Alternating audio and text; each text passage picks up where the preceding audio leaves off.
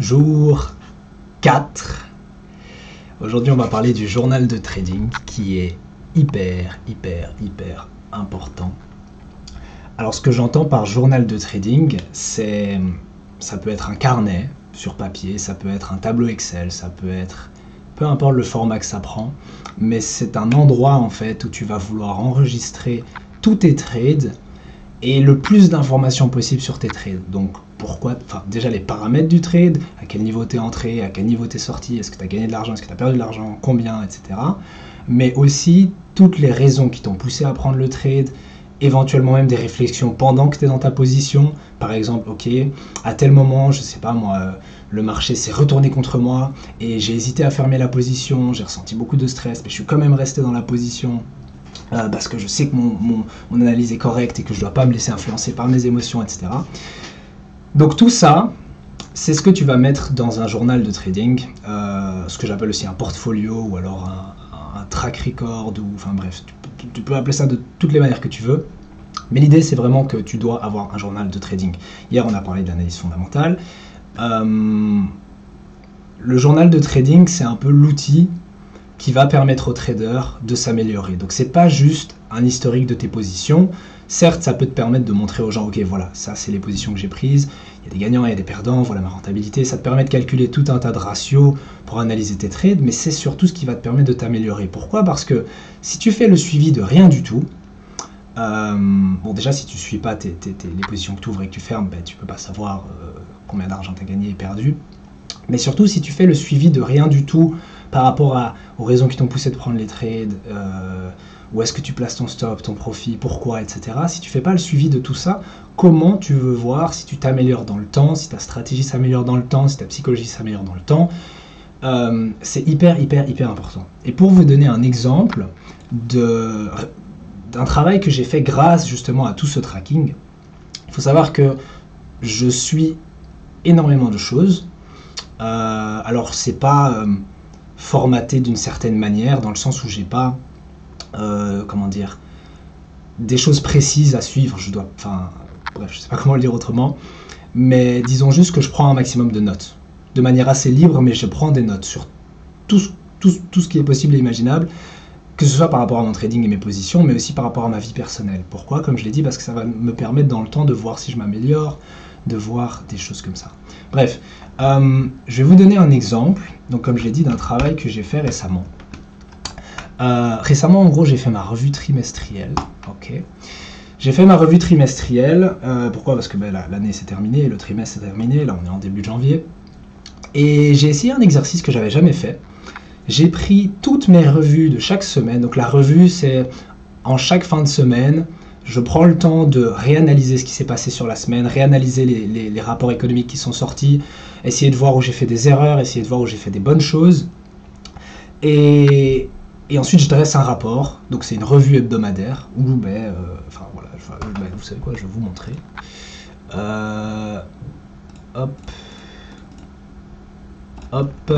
Donc je vais vous montrer, c'est plus simple, on va remonter, donc là on est en janvier, je vais remonter à 2023 du coup, puisque la dernière revue c'est décembre, et donc par exemple je prends, je sais pas moi, semaine 50, on s'en fout, donc quand je descends, tout ça c'est, vous voyez déjà juste là à l'image que je note énormément de choses, et donc ici on a, donc EOW c'est End of the Week, donc récapitulatif des marchés de fin de semaine plus les graphiques. Et alors là, je fais un petit résumé. Ok, mardi, il y a eu ça. Les frais, ok, voilà. Mercredi, il y a eu ça. Donc là, c'est juste d'un point de vue fondamental macroéconomique. Ensuite, je mets un screenshot des graphiques et j'explique un peu ce qui s'est passé d'un point de vue technique. Et puis alors ensuite, je mets une revue de ma semaine de trading. Donc le résultat, ok, là sur la semaine, j'ai fait 1,15% par exemple. Voilà, ça a été ma première semaine dans le vert après 4 semaines consécutives de pertes. Donc j'ai eu moins 1,4, moins 0,10, moins 0,86, moins 1,61. Je vous avoue que là, ça a tapé un peu dans mon moral. Enfin bref, mais le sujet n'est pas... Je veux dire, on n'est pas là pour revoir mes trades, mais ce que je veux dire par là, c'est que du coup, je fais la revue d'énormément de choses. Et puis plus bas, faut que je descende. Là, j'ai tiré quelques conclusions. Et alors après, en dessous, je fais une revue plus personnelle. Ben, je vais peut-être pas la montrer dans le sens où c'est des choses vraiment personnelles. Après, c'est pas ce que je vais partager publiquement, mais c'est tout autant important. Je peux vous montrer une page vierge, ça ressemble à quoi? Mais donc comme vous l'avez vu ici, il y a le récap, ok, donc je note tout ce qui s'est passé fondamentalement, je mets une image, je mets aussi une revue d'un point de vue analyse technique, la revue de ma semaine de trading, le résultat, des screenshots, des trucs qui peuvent appuyer ce que je dis, et donc tirer un peu des conclusions, ça j'ai fait bien, ça j'ai pas fait bien, etc. Et puis surtout, aussi, je mets quelques remarques sur ma vie personnelle en dehors du trading. Donc ça peut être vraiment plein de choses. Ça peut être sur mon sommeil, ça peut être sur mon alimentation, ça peut être sur mes relations familiales, sociales, amoureuses. Tous les éléments en dehors du trading qui vont avoir un impact sur mon trading, dans ma vie perso, je vais les noter là. Et au début, je le faisais plutôt comme ça, si je peux dire ça. Je veux dire, je voyais pas vraiment l'intérêt direct, mais en fait, et vous allez le voir juste après, ça a eu un intérêt énorme parce que ça m'a permis de voir mon évolution sur le plan personnel, donc au niveau de ce que je vais appeler mon développement personnel. Parce que c'est bien et c'est intéressant d'observer son évolution dans le trading, mais parfois sans s'en rendre compte, et je vais vous donner un bête exemple juste après, sans s'en rendre compte, notre vie privée a un impact énorme sur notre vie personnelle. Pour vous donner un exemple, il y a une époque, c'était il y a quelques mois, plutôt vers juillet, août, septembre, où je sortais souvent. C'est bête, je sortais souvent, alors je ne sortais... non, je vais même remonter encore avant ça. Encore avant août et autres, je sortais souvent, parfois même en semaine. Vous vous en doutez, si tu sors en semaine, que tu vas boire un verre avec des amis, tu vas dormir tard, tu as bu de l'alcool, le lendemain tu essaies de travailler, tu es moins performant que si tu n'étais pas sorti du tout. Donc déjà ça, bon, faut pas être un génie pour tirer la conclusion que bah oui, le fait de sortir en semaine et de boire de l'alcool, ça me rend moins performant dans mon trading, ou en tout cas je suis moins assidu, moins rigoureux, et même mon cerveau est un peu dans comment on dit, un peu, enfin je suis pas très éveillé quoi. Bref, mais donc tout ça je le notais, et puis j'ai remarqué avec le temps, ah ben tiens, j'ai arrêté de sortir. Enfin déjà j'ai commencé par arrêter de sortir en semaine et je sortais que le week-end, à la limite le vendredi ou le samedi. Et puis après je me suis dit, mais en fait même ça, je me rends compte que quand je sors le vendredi, ou bah, admettons le samedi soir, ça a encore un impact sur la semaine à venir. Peut-être parce que j'ai eu un mauvais rythme de sommeil le week-end, mon cerveau est encore en train de récupérer si j'avais eu une gueule de bois ou quoi. Et je me suis rendu compte, bah, c'est peut-être mieux de ne pas sortir du tout si je veux soutenir mes projets, etc. C'est un bête exemple, mais peut-être que ça touche beaucoup de gens, beaucoup de jeunes. Si vous avez tendance peut-être à sortir de temps en temps, ça peut être bien si vous avez quelque chose à fêter, un anniversaire ou quelque chose chouette, mais évitez de sortir trop souvent et surtout de boire de l'alcool. Pourquoi? Parce que ça aura un impact directement sur votre capacité de réflexion et de concentration pendant la semaine. Bref, là n'est pas le sujet. Mais donc voilà, là je note le maximum de choses sur ma vie personnelle aussi, en plus de faire le tracking du trading. Donc ça c'était un exemple. Je suis à la bonne semaine. Donc ce que je voulais vous montrer, c'est j'ai fait un post sur Instagram récemment. Donc j'ai fait un post sur Insta récemment. Il est ici. Donc en gros, je vous laisse lire la question. J'ai demandé à ChatGPT sur base de toutes ces notes. Donc j'avais pris 29, donc il y avait 29 pages Word de notes. Donc vous voyez ce que je vous ai montré juste avant. Donc toutes ces notes personnelles et sur le trading, j'en ai fait une grosse synthèse. Donc j'ai juste copié-collé pour chaque semaine de la semaine 37. Donc ça remonte il y a 4 mois. Donc c'était en septembre. Donc pour septembre, octobre, novembre, décembre, j'ai copié-collé les revues de chaque semaine sur Word. Et ensuite j'ai copié-collé tout le Word et je l'ai foutu sur ChatGPT. J'ai même dû lui envoyer plusieurs messages parce que du coup en une seule fois ça rentrait pas. Et je lui ai dit tout simplement, ok, sur base de toutes ces notes, des semaines 37 à 50, peux-tu me dire quelles sont mes plus grandes erreurs en trading? Quelles sont aussi mes plus grandes faiblesses, mes plus grandes forces? Qu'est-ce que je devrais arrêter de faire et qu'est-ce que je devrais mettre en place pour améliorer mon trading? Tu constateras également que je parle beaucoup de développement personnel dans mes revues. Comment trouves-tu que j'ai évolué au cours de ces derniers mois? As-tu remarqué des schémas de comportement particuliers? Quelles sont les choses que je peux encore améliorer et comment? Donne-moi aussi des conseils pour améliorer ma vie personnelle et mon trading. Et donc il m'a pondu tout un tas de réponses. Si vous voulez voir plus en détail, je vous invite à aller directement voir la publication ou alors à faire pause sur la vidéo. Ici, il y a le nom de mon Insta, c'est Dor Lefeuve. Bref.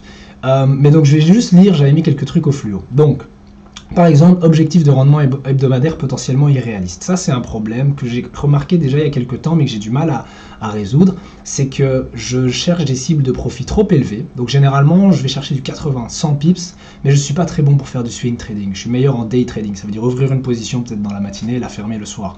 J'ai du mal à gérer le stress associé au fait de maintenir une position ouverte longtemps, être parfois en drawdown, voir le prix monter, descendre, pas savoir si c'est un retracement ou alors carrément une inversion, etc. Et donc le problème, c'est qu'aller chercher des cibles plus élevées, donc 80, 100 pips, voire 120 pips, ben, le trade met plus de temps à se dérouler et je gère mal ça. Du coup, ça peut être intéressant, enfin l'une des solutions que j'ai trouvées, c'est d'aller chercher des cibles de profit plus petites, 40-60 pips, d'être plus assidu sur mes entrées, donc vraiment essayer de choper des sniper entries. Bien évidemment, la contrepartie de ça, c'est que tu risques plus facilement de te faire sortir, mais d'un autre côté, tu dois rester dans des positions moins longtemps et tu sais plus rapidement si le trade n'est pas bon. Et puis aussi, comme j'ai noté, l'objectif de rendement hebdomadaire irréaliste, c'était... Petite pause, je check juste un truc. Voilà. Ça aussi, j'en parlais dans une autre vidéo, mais les alertes, c'est intéressant parce que là, vous voyez que je suis en train de faire la vidéo, etc. Il se passe des choses sur les graphiques. Je compte pas entrer là maintenant, mais c'est intéressant parce que je ne dois pas du coup être sur le graphique et à regarder exactement. Moi, je me dis simplement, ok, j'ai envie que le prix me donne une info quand, je sais pas moi, il descend du coup à ce niveau-là. Donc s'il passe sous le retracement Fibonacci 78-60%, je voulais avoir une info. Si maintenant le prix remonte vers 1,09400, je pourrais même descendre un peu cette alerte. Mais de toute façon, pour le moment, c'est pas intéressant. Ben, je veux aussi avoir une alerte. Et donc là, je vais en rajouter une en 1,09. Et comme ça, j'ai pas besoin de regarder les graphes. De toute façon, je compte pas prendre de position. Maintenant, ça, c'est pas une position que j'ai. Hein. C'est une position hypothétique, c'est une idée de trade. Mais du coup, voilà, comme ça, pour ceux qui connaissent pas les alertes, mettez des alertes, ça vous permet de pas devoir tout le temps être devant vos graphiques en temps réel. Donc, je reviens à ce que je disais. Objectif hebdomadaire du rendement irréaliste, c'est que parfois, je faisais 1,5% par semaine, ce qui est, pour ceux qui ne le savent pas, un objectif que je pense réalisable et que j'aimerais faire de manière régulière. Le problème, c'est qu'avant ça, maintenant je me dis 1,5, mais avant, je visais du 3%. 3% par semaine, c'est quand même beaucoup. Réussir à faire presque 10% par mois, c'est énorme, sachant qu'il y a des gens qui font même pas ça en un an. Donc 3% par semaine. Et il y a des semaines où j'arrivais à 1,5, 2% de profit.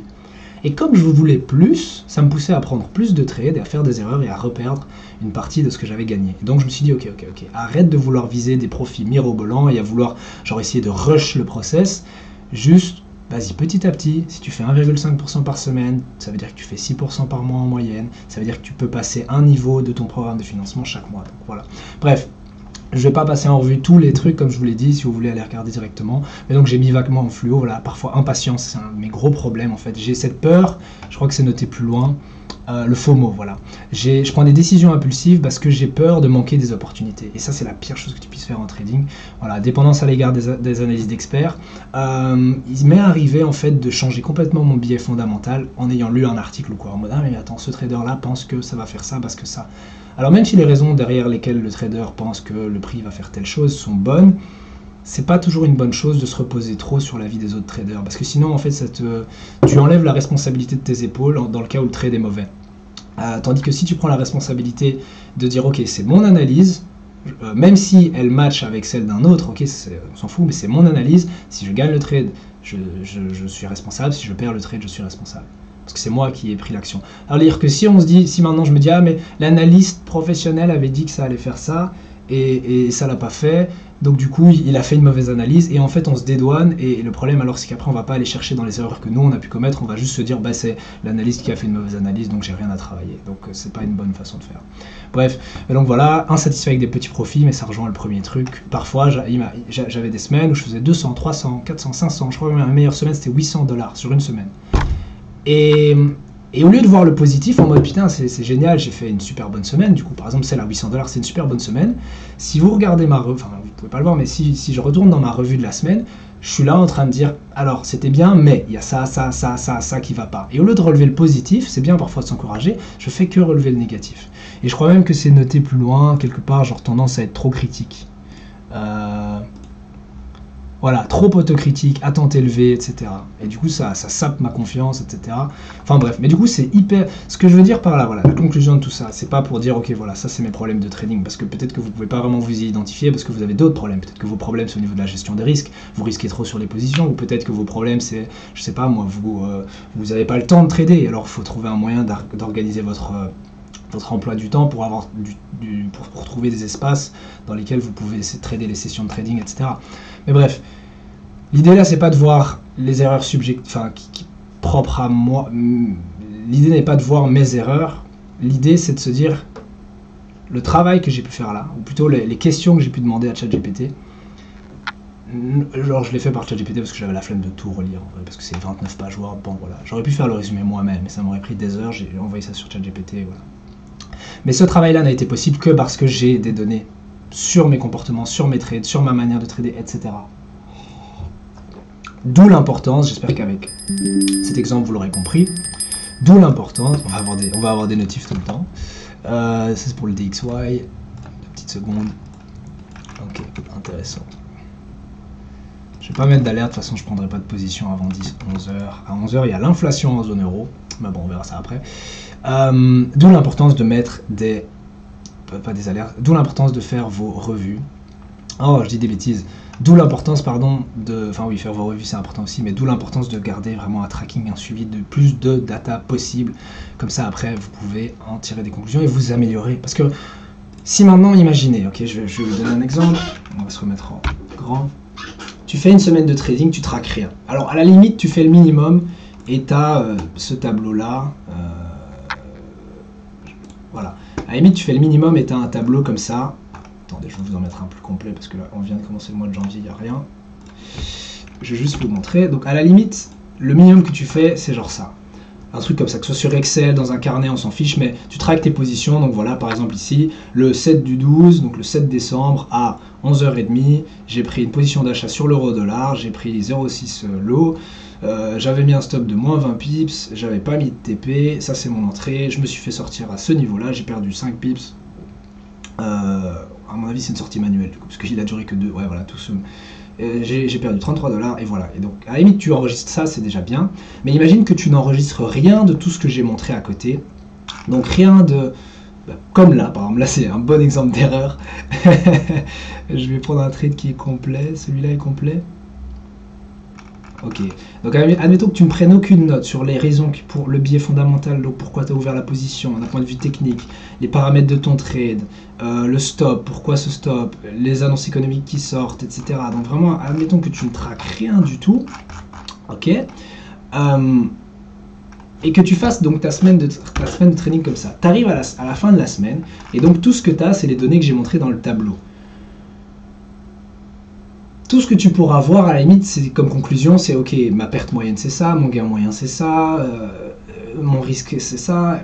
Cool, c'est des ratios, mais ça ne dit pas grand chose sur ta manière de trader. Et donc, t'as pas de matière à travailler. Alors que si maintenant tu fais le suivi de manière subjective, en prenant des notes, en disant comment tu te sens, donc c'est vraiment écrire des textes, quoi. C'est pas des chiffres, c'est pas des données. Et qu'ensuite, que ce soit via ChatGPT ou juste tu le fais toi-même, ta révision, tu ponds un texte comme ça, hop, je remets l'écran, en mode ok voilà ça c'est mes erreurs, etc. T'as de la matière à travailler, parce que là maintenant je sais quoi, genre les 2 plus gros trucs sur lesquels je dois travailler, je l'avais noté dans un carnet. Je dois gérer ma peur de manquer des opportunités et éviter les décisions impulsives, c'est ce qu'on appelle le FOMO, F-O-M-O, la Fear of Missing Out. Ça c'est l'une de mes plus grandes erreurs en trading. Et aussi je dois, et ça rejoint un peu celle-là, cultiver la patience, la pleine conscience et la gestion du stress. Donc la patience, je n'ai pas besoin d'expliquer ce que c'est. La pleine conscience, c'est dans le sens où j'ai tendance à être distrait pendant mes journées de trading. Le matin, les 2 premières heures de ma journée, je suis très focus. Après ça, j'ai tendance à pas me distraire en tant que tel. Donc je suis quand même chez moi devant mes écrans et tout, ou plus ou moins devant mes écrans. En tout cas, je suis disponible, mais mon esprit est distrait. Et donc je suis plus aussi concentré que le matin. Donc je dois apprendre à, quand je suis en mode trading, être vraiment focus à 200%. En gros, je dois travailler mon focus, ma concentration. Et alors gestion du stress, quelque part c'est le stress qui vient un peu du FOMO et tout, qui me pousse à prendre des trades de manière impulsive. Donc si j'apprenais à mieux gérer mon stress, à avoir moins peur de manquer une opportunité, etc. J'ai remarqué que les semaines où je suis le moins stressé, c'est mes meilleures semaines de trading. Les semaines où je suis le plus stressé, c'est aussi celles où je fais du trading compulsif et je prends plein de positions et je perds plein d'argent, etc. Et donc voilà, ce que je veux dire par là, c'est que du coup j'ai vraiment de la matière à travailler. Ok, donc je vous conseille de faire la même chose. Maintenant, et je terminerai avec ça, comme ça vous avez un peu une, comment je peux appeler ça, une actionable step, tu vois, quelque chose que vous pouvez mettre en place genre dès maintenant. C'est comment faire du coup pour avoir un suivi comme ceci, ok. Le site que j'utilise, ça s'appelle Notion, ok, N-O-T-I-O-N, c'est écrit ici. Et alors sur ce site vous pouvez créer plein de choses, donc vous faites un compte et quand vous allez créer une page, ça va sûrement vous mettre quelque chose comme ça. La première chose que vous voulez faire, 2 petites secondes, je vais mettre ça comme ça, comme ça, comme ça, comme ça. La première chose que vous voulez faire, c'est, oula. Voilà. En haut à droite, vous cliquez ici, vous faites pleine largeur. Comme ça, vous avez une grande page. Alors après, vous notez, par exemple, admettons, on est le mois de janvier, vous mettez janvier, Ensuite, vous allez faire slash. Tout sur le site fonctionne avec un slash. Donc oui, un slash. Et alors vous avez toutes les commandes de tout ce que vous pouvez faire de possible et imaginable. Si vous voulez un tableau, vous faites slash table. Alors c'est pas le premier, c'est pas le tableau, c'est la vue en table. Vous cliquez là et vous faites nouvelle base de données. Et alors là, vous pouvez faire votre portfolio, ou appelez ça comme vous voulez. De toute façon, vous n'êtes pas obligé de mettre un titre. Vous pouvez le masquer ici. Et alors vous commencez. Donc par exemple ici, moi, la première colonne, j'ai mis quoi? La date d'ouverture. Donc là, dans cette première colonne, je vais mettre, j'ai ouvert mon trade le, je sais pas, le combien, le 5 janvier 24 à X heures, voilà. Ok, c'est la première chose. La deuxième, et alors là, c'est là où vous allez créer toutes vos cases, mais je vais vous le faire en temps réel. La deuxième, j'ai mis comme propriété, donc j'ai cliqué sur l'étiquette ici, j'ai mis modifier la propriété, j'ai mis juste un texte. Ici, type texte. Et donc là, même chose, j'ai mis date de fermeture. Ok. Ensuite, le symbole. Donc ici, je fais le plus.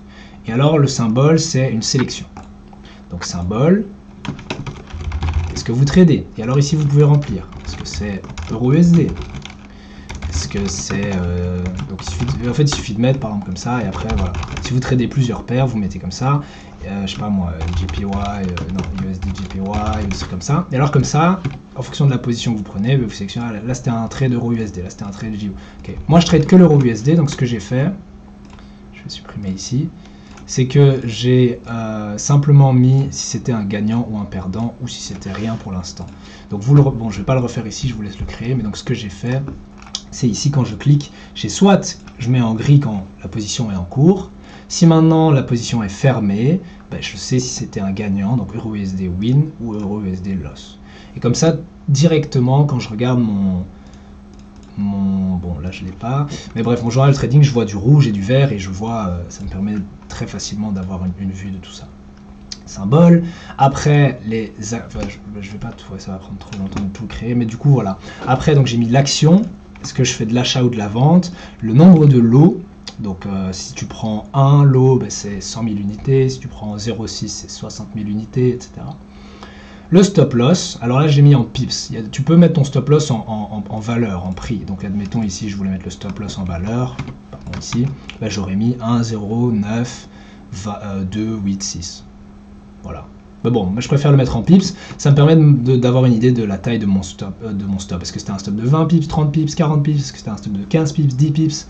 Voilà. Et puis le TP, même chose, je le mets en pips. Ça veut dire, c'est pas, donc par exemple si je prends cette position hypothétique, ça veut pas dire que le TP final, imaginons je ferme ma position ici, c'est le nombre de pips que j'ai écrit dans le tableau, mais que le maximum que je vais chercher sur cette position, il est ici de 71 pips, ou 71 pour les Français. Hop.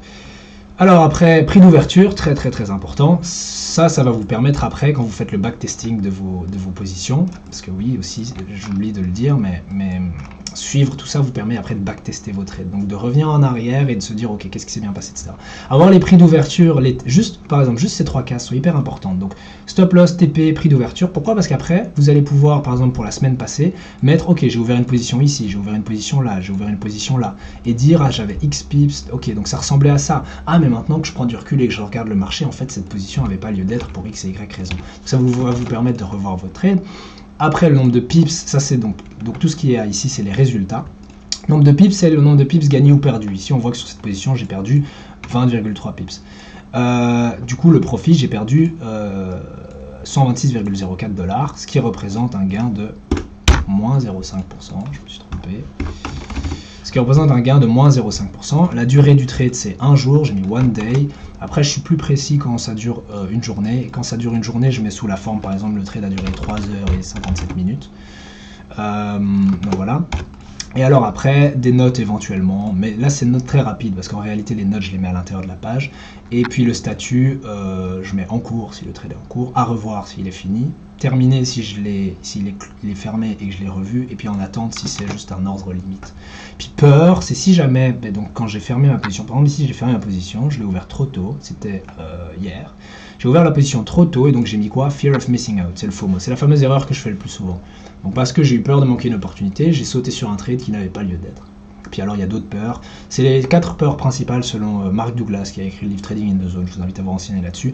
Essentiellement, il dit que toutes nos erreurs de trading découlent de l'une de ces 4 peurs. Soit la peur de manquer une opportunité, soit la peur de perdre de l'argent, soit la peur de laisser de l'argent sur la table. L'expression laisser de l'argent sur la table, ça veut dire la peur de prendre des profits partiels. Ou la peur de prendre des profits parce qu'on se dit ah mais le prix peut aller plus haut. En gros c'est la greed, c'est l'avidité, le désir de toujours vouloir avoir plus d'argent. Et puis la peur de se tromper. Et ça peut nous pousser par exemple à déplacer notre stop en mode ah mais j'ai pas envie de me faire sortir, alors que si t'as eu tort sur la position, accepte la perte et prends-la, tu vois, c'est pas grave, tu t'es trompé, c'est pas... Bref. Donc ça c'est pour c'est vraiment le strict minimum, c'est juste les paramètres de ton trade, tu dois les enregistrer pour chaque trade. Ensuite, et là ça va être plus compliqué, vous allez vraiment devoir passer du temps à constituer cette page là. Et après, l'idéal c'est d'avoir un modèle ici. Donc je vais ouvrir le modèle. Et alors après il suffit du coup de le dupliquer, vous dupliquez le modèle et ça va vous permettre du coup d'à chaque fois remplir les pages. Donc, ça veut dire que si maintenant j'ouvre une position, je fais dupliquer sur ce modèle là, ça met un peu de temps parce que la page est lourde, et ensuite je le mets en dessous, et imaginons donc j'ouvre une position aujourd'hui, le 5 du 1,23, c'est de l'euro-dollar, je sais pas moi, c'est de l'achat avec 60, j'ai pris X, etc., etc., etc. Vous avez compris l'idée. Donc le modèle que j'ai, ça ressemble à quoi? Ça c'est un peu mise en condition, mais c'est plutôt au niveau psychologie du trading. Bon, ça, vous le mettez pas, on s'en fiche.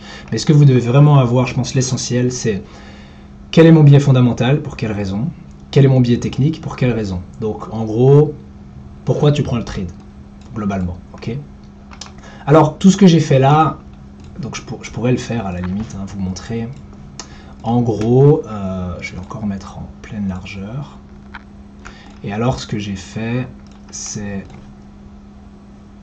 ça c'est un titre, donc, mais après je vous laisserai jouer avec ça, mais par exemple T1, et donc je mets paramètres et suivi. Voilà.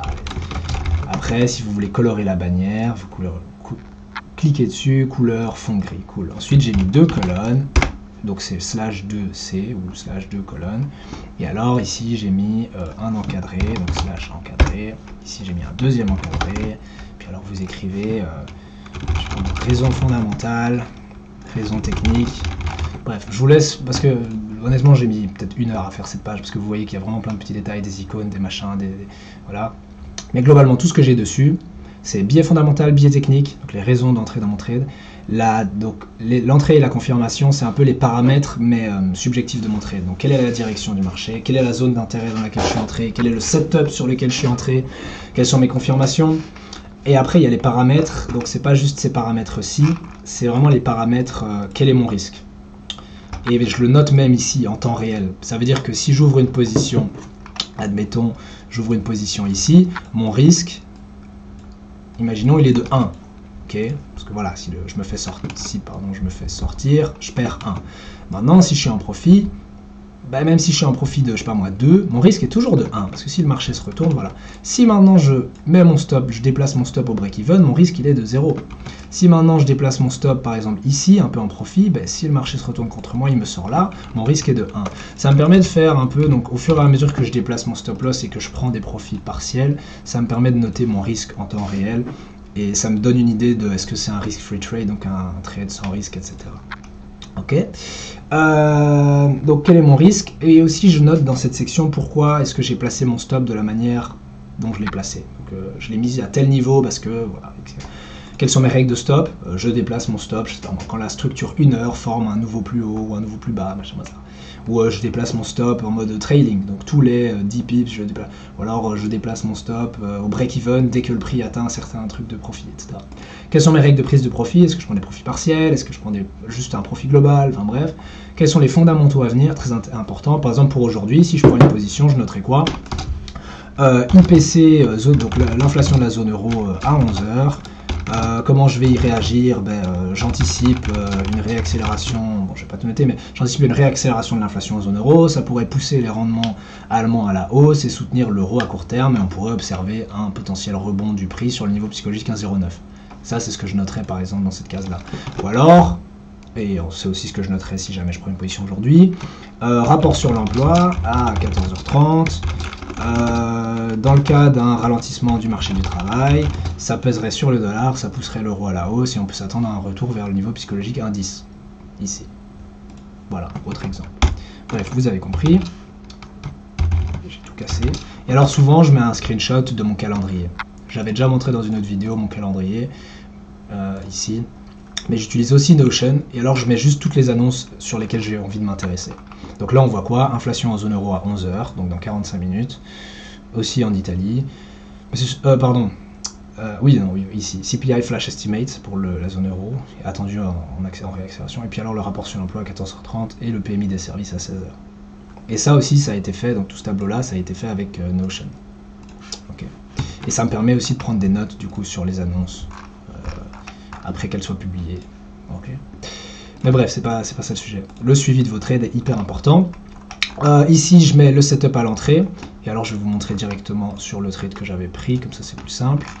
Donc le setup à l'entrée, c'est juste une capture d'écran des graphiques. À quoi ça ressemble? Donc voilà, ça c'est le trade que j'ai pris. Trop tôt, comme je l'ai dit, parce que voilà. Et alors ici, je mets des commentaires. Commentaires, c'est quand vous sélectionnez quelque chose, vous pouvez commenter. Par exemple ici, si j'ai envie de commenter. Et alors, ça met un commentaire sur le côté par rapport à ce texte-là. Et donc ici, ça me permet en temps réel, en fait, de mettre des commentaires. Par exemple, le prix, je sais pas moi, c'est retourné contre moi. J'ai peur de blablabla, mais je reste dans la position parce que, ok. Par exemple ici, l'euro est resté pratiquement, enfin bref. Et alors, ça vous permet de faire le suivi en temps réel de votre trade. Autre remarque, ça c'est si jamais il y a d'autres choses à dire, risque en temps réel, je vous le dis. Et alors à la fin, sortie, quelle était la raison de la sortie? Et j'explique, voilà, là c'est juste une sortie stop loss, donc mon stop là a été enclenché avant l'ouverture de la session européenne. Est-ce que j'ai commis une erreur ou quoi? Bah, mon entrée était peut-être un peu trop précipitée, ok. Résultat du trade, check. Et alors là, revue de la position, c'est en fin de semaine, si je veux revoir le trade, revenir avec voilà, l'esprit calme, apaisé, ok, on rouvre la position, enfin, je reviens sur cette position, ok, objectivement, maintenant que je sais tout ce qui s'est passé cette semaine, est-ce que j'ai bien fait de prendre ce trade, etc., qu'est-ce que j'aurais pu améliorer et tout. Voilà, mais donc, faire tout ça, ça vous permet ensuite, donc pour chaque trade, donc vraiment avoir un truc complet, ça vous permet ensuite quand vous faites la revue de votre semaine, et alors là, je peux vous montrer le modèle que j'ai, vous l'avez déjà vu, en fait c'est ça. Donc je note les événements économiques majeurs de la semaine, les prévisions pour chaque jour, lundi, mardi, mercredi, jeudi, vendredi, ça c'est pour aujourd'hui, tout ce que j'ai noté. Et alors en fin de journée, je fais un récap de ce qui s'est passé dans la journée. Donc un récap, et là du coup je ne l'ai pas encore fait puisque ce sera pour ce soir. Et alors à la fin, je fais une revue de la semaine, je vous l'ai déjà montré. Mais donc tout ce travail de collecte de données, ça paraît fastidieux, j'arrive plus à parler, ça paraît énorme, vu comme ça, on il y a beaucoup, ça prend trop de temps, machin, mais sur le moment même, quand tu le fais, ça prend pas longtemps. Parce que par exemple, remplir une page de trade, ici, genre en mode, voilà, ça déjà, ça prend quelques secondes, juste de mettre ces paramètres-là, et puis noter ici, ça prend peut-être quelques minutes, et enfin en 5-10 minutes, tu as rempli la page, tu vois. Et puis après, tu peux laisser tourner ta position et t'es tranquille. Mais c'est pas sur le moment même que ça t'aide. Écrire ce que tu fais et pourquoi tu le fais, c'est pas sur le moment même que ça t'aide. Ça va vraiment t'aider quand tu vas devoir revoir tes erreurs et essayer de t'améliorer. Voilà. Bon, je vais m'arrêter là pour la revue, parce que je vois que ça fait déjà une trentaine de minutes que ça tourne. Je vais juste terminer par le suivi, du coup. Par rapport à hier, donc ce qu'on a eu, et comme je l'ai dit, donc j'ai pris une position qui était une mauvaise position. Donc c'est pas celle-ci, c'est... Je l'avais cachée... Voilà, pour que ce soit plus clair. Donc c'est celle-ci. J'ai pris cette position-là. Pourquoi? Donc il faut savoir que hier... Où est mon calendrier? Maintenant je suis perdu dans toutes mes pages. Attendez, je vais fermer des trucs.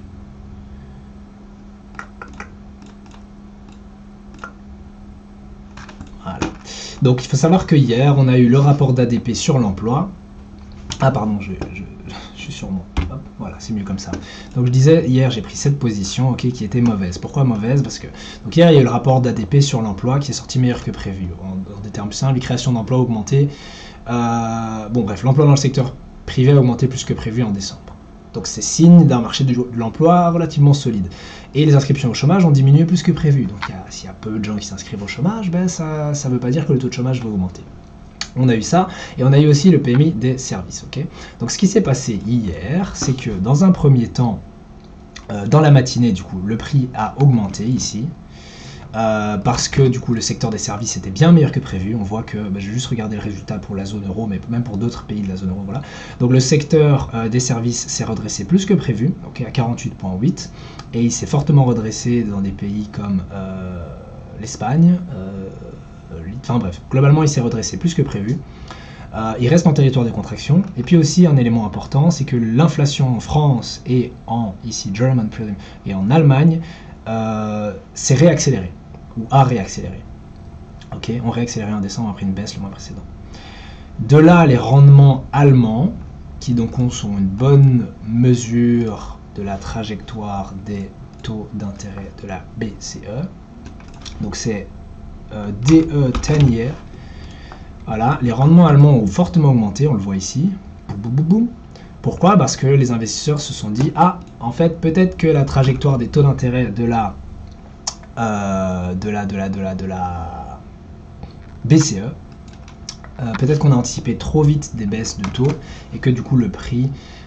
Oh, je suis en train de dire des bêtises. Peut-être qu'on a anticipé des baisses de taux trop tôt dans l'année 2024 et donc ces anticipations de baisse de taux sont repoussées à plus tard. Les rendements augmentent, ça soutient l'euro, etc. Ça explique cette petite hausse. L'euro a percé la structure 1 heure et ensuite il est venu se retracer. Et ici, ce chandelier-là, ce marteau-là, c'est le rapport qu'on a eu d'ADP et les inscriptions au chômage. Et donc, quelle était ma logique un peu derrière cette entrée? C'est que bon, on a l'inflation qui se réaccélère, qui réaccélère en Allemagne et en France. On a un secteur des services qui se redresse relativement en zone euro. Et même si on a des données solides sur l'emploi aux États-Unis, les inscriptions au chômage ne concernent pas la période de décembre. Donc, ces données-ci n'impacte pas le rapport sur l'emploi d'aujourd'hui, mais à cette époque-là, enfin hier c'était demain du coup. Et que je dise pas de bêtises, le rapport d'ADP est souvent pas vraiment regardé dans le sens où il est pas corrélé. Enfin, il n'y a pas de corrélation directe avec le rapport sur l'emploi qui est à vendredi. Donc à ce moment-là, qu'est-ce qu'on se dit? Et c'est là où c'est important. Je me suis dit quoi? Ok. Les données ont été relativement solides pour les États-Unis, le prix a poussé à la baisse. Okay, le prix a poussé à la baisse. Et puis qu'est-ce qui s'est passé? On a une rétraction du prix à la hausse. Et donc je me suis dit, attends, les données sont solides, mais dans le fond, qu'est-ce qu'on a? On a une réaccélération de l'inflation en zone euro, ce qui pousse les rendements européens à la hausse, et on a une anticipation d'un ralentissement du marché du travail pour vendredi, pour aujourd'hui. Donc c'est censé être positif pour l'euro. Si vous ne comprenez pas pourquoi, je vous invite à aller regarder la vidéo d'hier sur l'analyse fondamentale, peut-être que ça vous aidera à mieux comprendre les fondamentaux derrière les mouvements de prix. Donc je me suis dit quoi? Je me suis dit, il y a un rejet littéralement de cette zone qui est, là je ne vais pas rentrer dans de l'analyse technique, mais du coup qui était une zone d'intérêt pour moi, ce niveau-ci, qui correspondait à un retracement Fibonacci 50%. Et donc je me suis dit, ok, j'entre. La raison pour laquelle c'était pas une bonne position, c'est que non seulement mon entrée était trop précoce, le rapport sur l'emploi n'est pas encore sorti, il sortait vendredi, et puis surtout, d'un point de vue technique, cette zone-là est trop fragile, ou c'est une zone à faible probabilité, parce que, et là je vais pas rentrer dans les détails, je ferai plus tard une vidéo sur l'analyse technique peut-être, mais ce niveau-ci, attendez, ce niveau-ci, c'est le retracement 50% de cette impulsion haussière 1 heure, ok?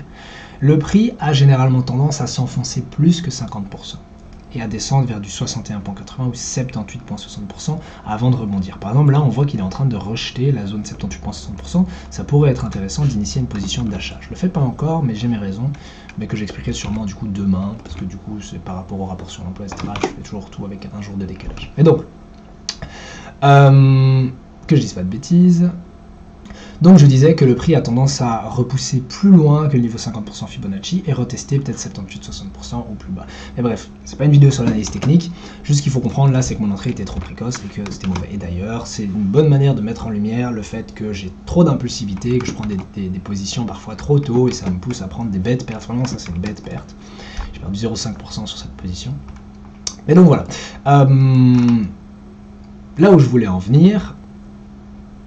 là où je voulais en venir, donc c'est que pour aujourd'hui, on a comme données le rapport sur l'emploi et les données sur l'inflation en zone euro, qui sortent dans maintenant à peu près 30 minutes. Okay, comme je l'ai dit ici, donc cette position-là pourrait être intéressante, dans le sens où si on observe un ralentissement, une réaccélération de l'inflation en zone euro, ce qui est fort probable étant donné qu'on a déjà observé une réaccélération de l'inflation en Allemagne et en France, on pourrait avoir une hausse des rendements européens qui permettrait à l'euro de rebondir à la hausse. Et si après ça, l'après-midi, on a un ralentissement du marché du travail, ce qui est aussi possible, ou en tout cas c'est ce qui est anticipé, pour l'instant les investisseurs s'attendent à un ralentissement de la masse salariale à 168 000 par rapport à 199 000, donc 199 000 le mois passé, un ralentissement de la croissance des salaires à 0,3% et une augmentation du taux de chômage à 3,8%. En bref, c'est un ralentissement du marché du travail. Si on observe ça, ça pourrait être suffisant pour envoyer l'euro vers 1,097, voire même plus haut, vers 1,10. Ok. En soi, j'ai pas beaucoup plus à dire, okay, dans le sens où donc, ce rapport sur l'emploi est crucial. Là, je me mets sur 4 heures. De toute façon, quand je montre les graphiques comme ça, vous voyez toujours en arrière-plan, vous voyez, il est écrit quelle paire c'est, donc euro, USD et 4 heures. Si vous le voyez pas, c'est aussi écrit en haut à gauche, mais comme ça, vous savez toujours sur quelle plage de temps je suis.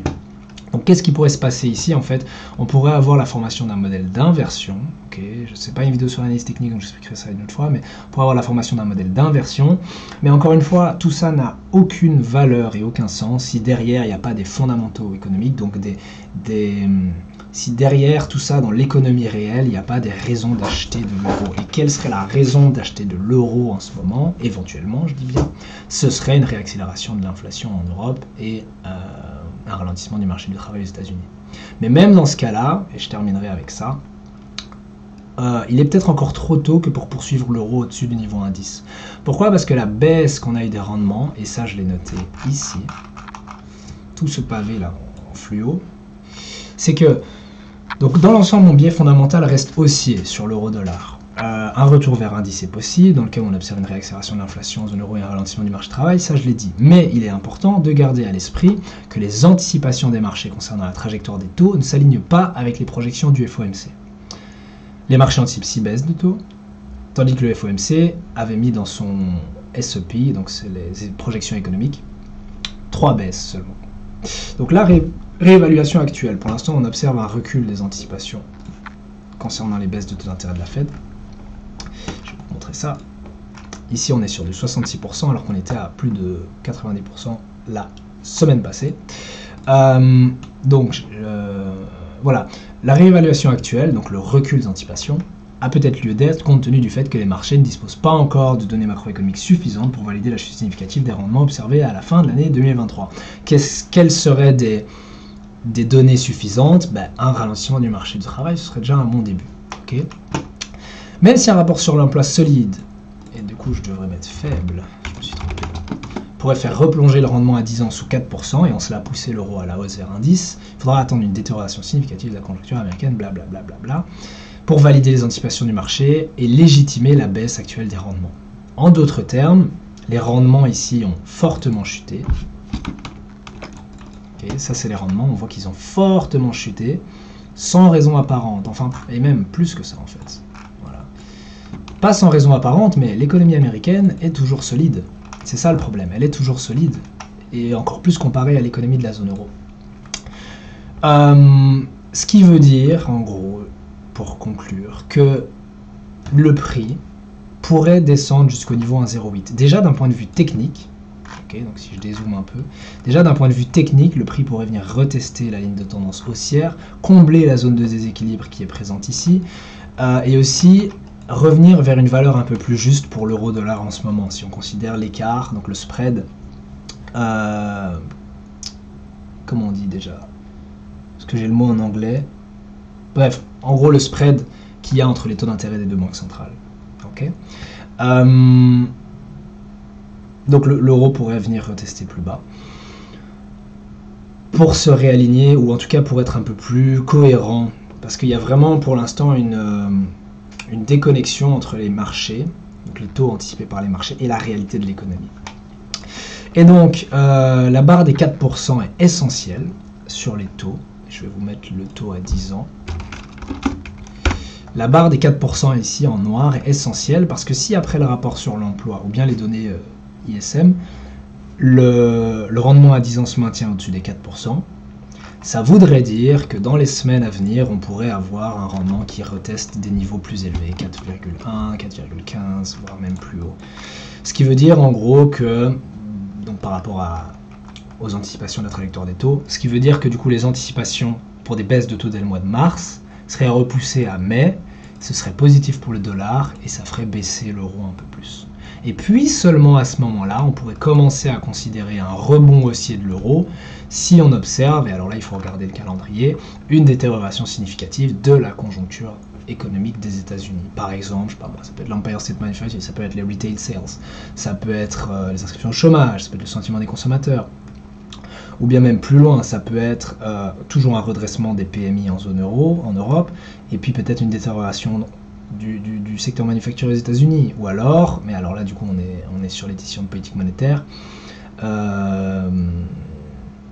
mais c'est pas tant ça que je regarde, c'est plutôt le PIB. Admettons du coup qu'on ait une impression faible du PIB pour le dernier trimestre, ça pourrait aussi peser sur le bas. Enfin bref, il est beaucoup trop tôt que pour dire qu'est-ce qui pourrait enclencher un rebond de l'euro, mais dans tous les cas, même si l'euro venait à rejoindre le niveau indice, voire même un peu au-dessus avec les données qui vont sortir aujourd'hui, c'est peut-être un peu trop tôt que pour avoir une hausse significative, donc en gros un rebond aussi significatif de l'euro pour l'instant, si on tient compte des rendements. Et donc il faudrait peut-être d'abord observer un retracement, ce qui veut dire que les rendements à 10 ans devraient d'abord se maintenir un peu aux alentours du 4% ou plus haut, et puis seulement toute cette baisse qui avait été initiée par la décision de politique monétaire de la Fed serait un peu plus justifiée, un peu plus correcte, parce qu'elle s'alignerait avec la réalité de l'économie, avec un ralentissement économique du marché du travail, etc. Donc voilà.